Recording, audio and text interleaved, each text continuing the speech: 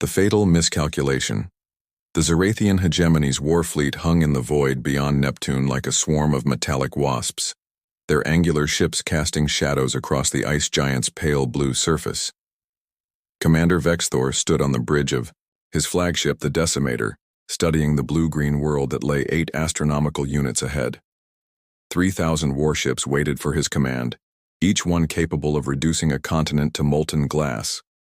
Earth floated there, deceptively peaceful, wrapped in white clouds and gleaming oceans.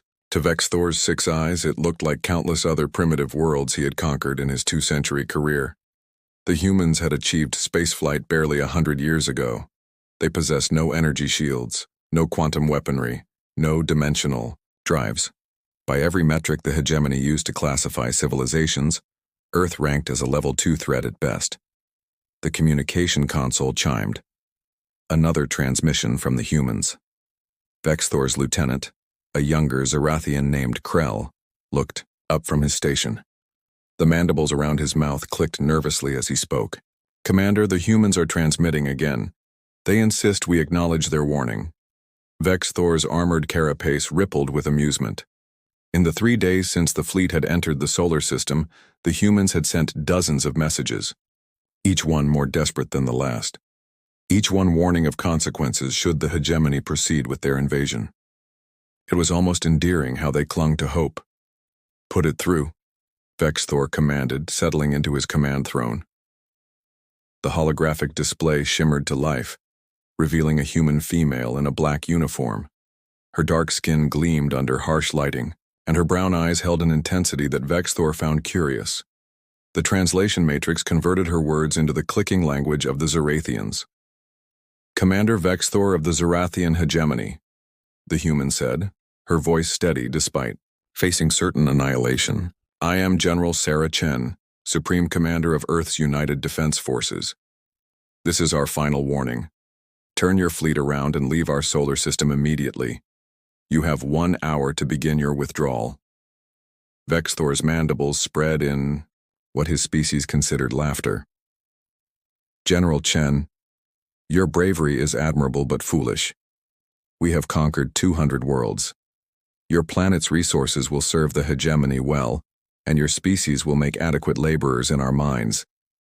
Surrender now, and I promise the transition will be swift." General Chen's expression didn't change. "Commander, you've scanned our planet. You've seen we have no shields, no space fleet to speak of, no exotic weapons. But ask yourself this: why aren't we running? Why aren't we panicking? Why are 8 billion humans going about their daily lives while an alien armada sits on their doorstep?" The question gave Vexthor pause for exactly 2 seconds. Then his arrogance reasserted itself. "Because you are primitive creatures who cannot comprehend the magnitude of your doom. Or perhaps you place faith in fictional deities to save you. It matters not." "No, Commander," Chen replied, and for the first time she smiled. It was not a pleasant expression. "It's because we've been preparing for this moment for 70 years.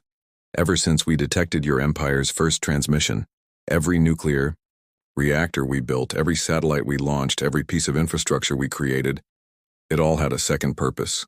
Earth isn't just our home, Commander. It's our weapon." The transmission ended. Krell's sensory appendages twitched with unease. "Commander, perhaps we should begin the invasion," Vexthor interrupted. "First wave, enter the atmosphere. Target their major population centers. I want this planet pacified within 3 rotations." 500 ships peeled away from the main fleet, their drives flaring blue-white as they accelerated toward Earth. They entered the atmosphere in perfect formation, their shields glowing cherry red from friction. Below them, cities sparkled. In the morning sun, London, New York, Tokyo, Mumbai, billions of humans living their final moments. The first sign something was wrong came from the Ravager, leading the assault on North America. "Commander, we're detecting unusual energy signatures from the surface. Every major structure is powering up." Before Vexthor could respond, Earth revealed its first surprise. Every skyscraper in every major city wasn't just a building, it was a camouflaged railgun. Windows that had reflected sunlight for decades suddenly retracted, revealing electromagnetic accelerator coils. In perfect synchronization, 10,000 buildings fired tungsten projectiles at relativistic speeds. The Ravager took 17 hits in the first second. Its shields, designed to deflect energy weapons, crumpled like tissue paper against the kinetic bombardment. The ship broke apart in the upper atmosphere, raining molten debris across the Atlantic Ocean. "Evasive maneuvers!" Vexthor roared, but it was too late. The humans had turned their entire civilization into a weapon. Every highway was a hidden missile silo. Every airport runway concealed directed energy weapons. Every dam and bridge housed fusion reactors that now channeled their full output into defensive systems. But the true horror was yet to come. As the first wave of ships struggled against the unexpected resistance, something rose from Earth's oceans. Not ships or submarines, but massive structures that had been hidden beneath the waves for decades. Each one was the size of a city, bristling with weapons humanity had developed in secret. "Commander," Krell's voice cracked with fear. "The humans, they're not defending, they're hunting." Through the tactical display, Vexthor watched his first wave being systematically destroyed. The humans weren't just repelling the invasion. They were demonstrating something. Every kill was precisely calculated, every weapon deployment perfectly timed. This wasn't desperation. It was a message. General Chen's image appeared on every screen in the fleet simultaneously. Somehow, the humans had hacked their quantum-encrypted communications. "Commander Vexthor," she said calmly as his ships burned in Earth's atmosphere behind her. "You were warned, but since you chose to proceed, let me explain what's happening. Every human on Earth has been training for this day since birth. Our children play strategy games that simulate alien invasions. Our entertainment is filled with stories of defeating superior enemies. Our entire culture has been weaponized against threats like you." The display showed footage from Earth's surface. Instead of cowering civilians, Vexthor saw organized militia, units emerging from hidden bunkers. Children operated drone swarms with practiced ease. Elderly humans manned artillery positions with military precision. The entire planet's population had transformed into a singular war machine. "We don't have faster-than-light travel," Chen continued. "We can't leave our solar system. So we did the only logical thing. We turned our prison into a fortress. Every satellite is a weapon platform. Every piece of space debris is a mine. Every moon and asteroid has been hollowed out and filled with surprises you haven't even discovered yet." Vexithor's 6 eyes widened as his sensors detected movement throughout the solar system. Thousands of objects previously classified as natural asteroids were changing course, revealing themselves as camouflaged weapons platforms. Jupiter's moons began broadcasting targeting locks on his fleet. Even Saturn's rings seemed to shimmer with hidden menace. "Withdraw the first wave," Vexthor commanded, but his voice had lost its earlier confidence. "We can't, Commander," Krell reported. "The humans have activated some kind of interdiction field. Our ships can enter Earth's atmosphere, but they can't. Leave." On the display, the last of the 500 ships disappeared in a flash of nuclear fire. In less than 20 minutes, Earth had destroyed a force that had conquered entire star systems, and they had made it look easy. When predators become prey, General Chen's transmission continued, but now the screen split to show multiple feeds from across Earth. In Moscow, babushkas operated anti-aircraft guns with practiced efficiency. In Tokyo, salary workers had transformed office buildings into command centers. In New York, street vendors had revealed that their carts were actually mobile missile platforms. The entire planet had shed its civilian facade like a snake shedding skin. "You see, Commander," Chen explained, "we studied every transmission your empire ever made. We analyzed your tactics, your psychology, your weaknesses. We know you value overwhelming force and quick victories.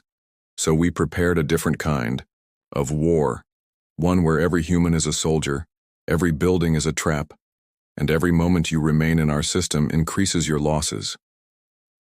Vexthor's tactical display erupted with new warnings. The asteroid belt, which his scouts had dismissed as a minor navigation hazard, was moving. Thousands of rocks were adjusting their orbits with hidden thrusters, forming a slowly closing net around his fleet. Mars, which had seemed uninhabited, suddenly bristled with weapon signatures. Humanity had hidden installations across the entire solar system. "Commander," Krell's voice trembled. "The humans have activated something in Earth's magnetosphere. It's interfering with our shields." Through his viewport, Vexthor watched Earth's aurora borealis expand and intensify, painting the void with sheets of green and blue light. But this was no natural phenomenon.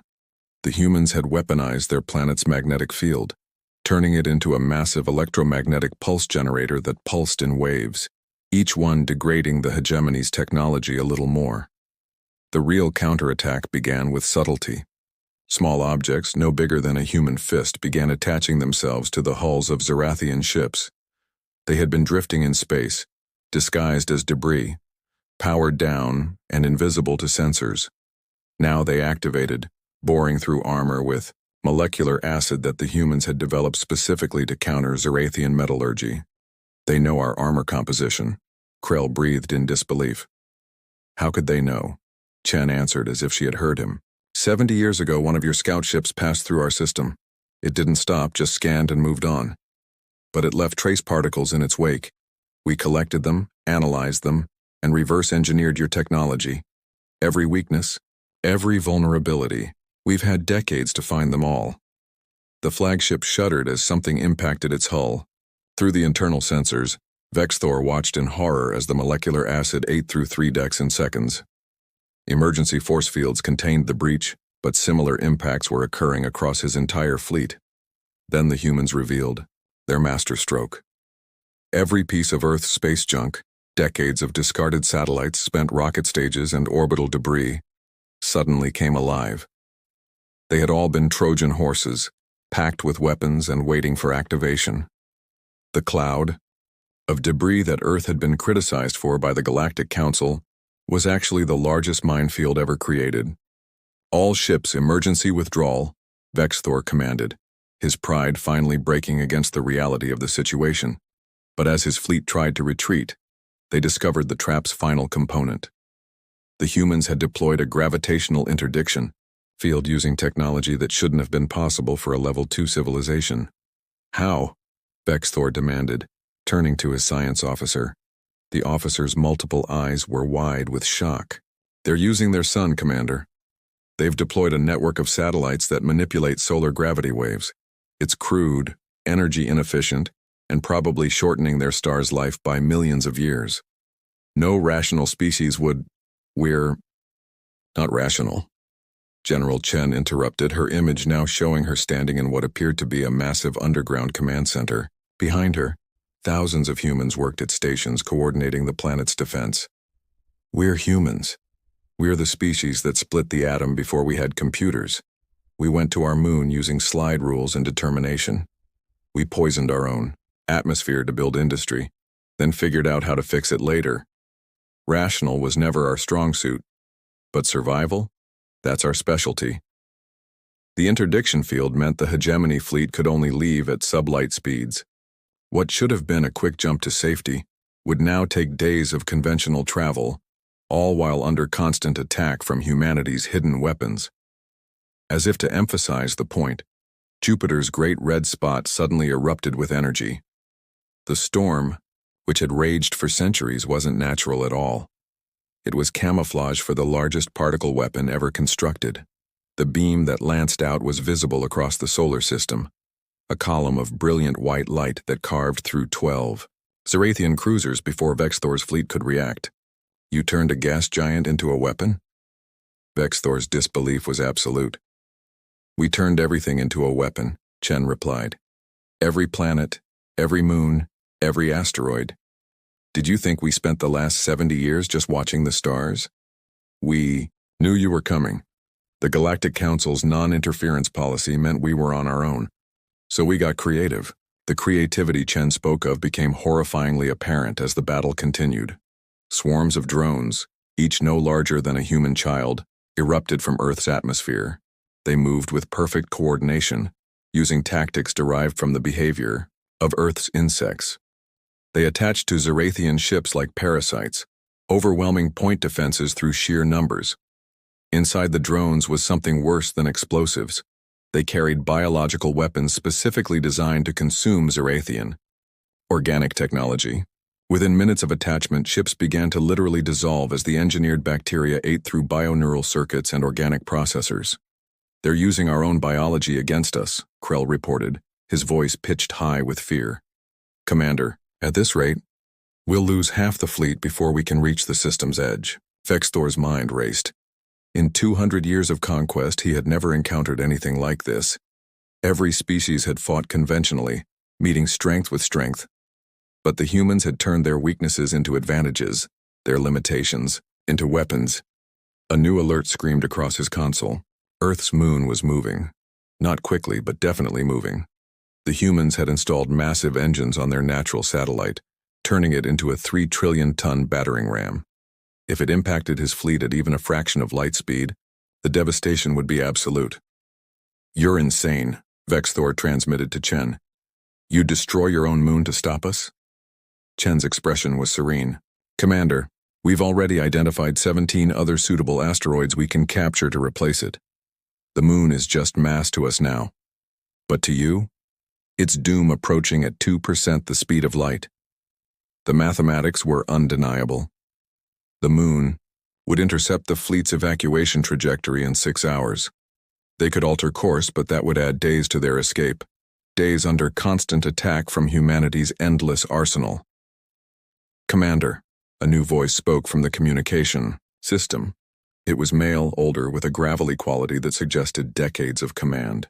"This is Admiral James Thompson, retired. I'm broadcasting from my fishing boat on Lake Superior. Just wanted you to know that even our recreational vessels are armed. I've got 6 fusion torpedoes in what used to be my tackle box. The point is, there's no part of human civilization that hasn't been weaponized. We're not soldiers, Commander, we're all soldiers." As if to prove the point, Vexthor's sensors detected energy signatures from Earth's surface. Not from military installations or cities, but from everywhere. Farms, schools, hospitals, homes. Every structure on the planet had some form of weapon. The humans had turned their entire civilization into a fortress. The flagship rocked as another wave of attack struck. This time it was something new. Teleported antimatter bombs that appeared inside shield bubbles.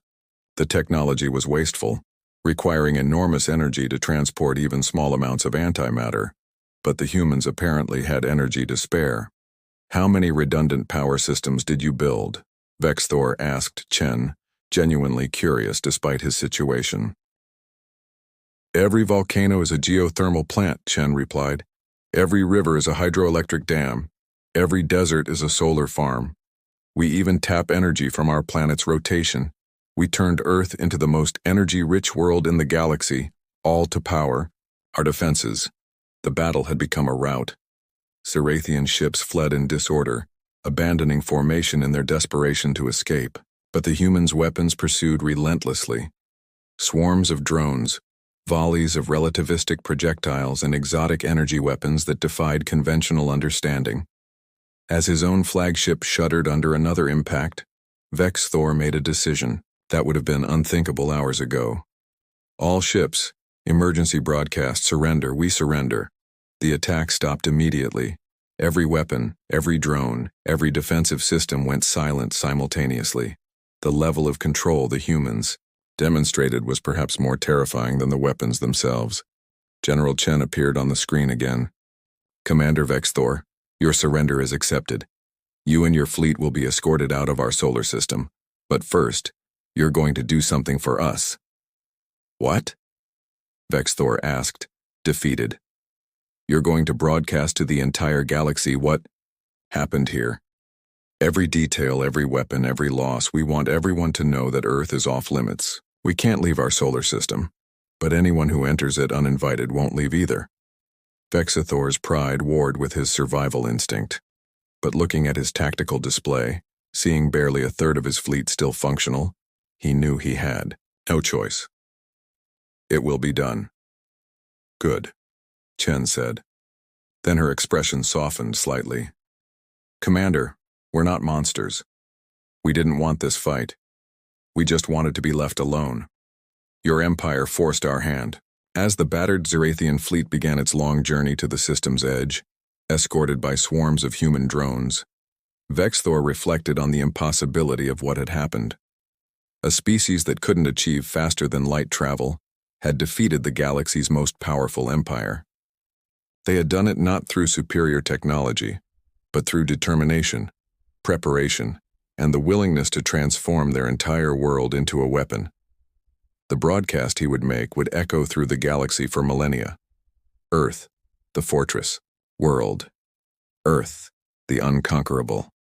Earth, where an entire species had chosen to become weapons rather than victims. As Sol grew smaller behind them, Vexthor asked one final question. General Chen, what would you have done if we had refused to surrender? Chen's answer was simple and chilling. We would have detonated our sun. We rigged it 50 years ago. Better to die free than live as slaves. The transmission ended, leaving Vexthor to contemplate a species that would rather destroy their own star than surrender. The galaxy would learn to fear Earth, not for its technology, but for the determination of its people. The humans had sent a message written in the wreckage of the hegemony's fleet. Earth was not for taking. In the end, the primitive humans had taught the galaxy's most advanced empire a lesson it would never forget. Some worlds conquered through strength, some through technology. But Earth conquered through the simple refusal to be conquered. As the interdiction field finally released them at the system's edge, Vexthor gave the order for the fleet to return home. Behind them, Earth continued its quiet orbit around Sol, looking peaceful and blue and deceptively harmless. But now the galaxy knew better. The humans had shown their teeth and the universe had learned to fear their bite.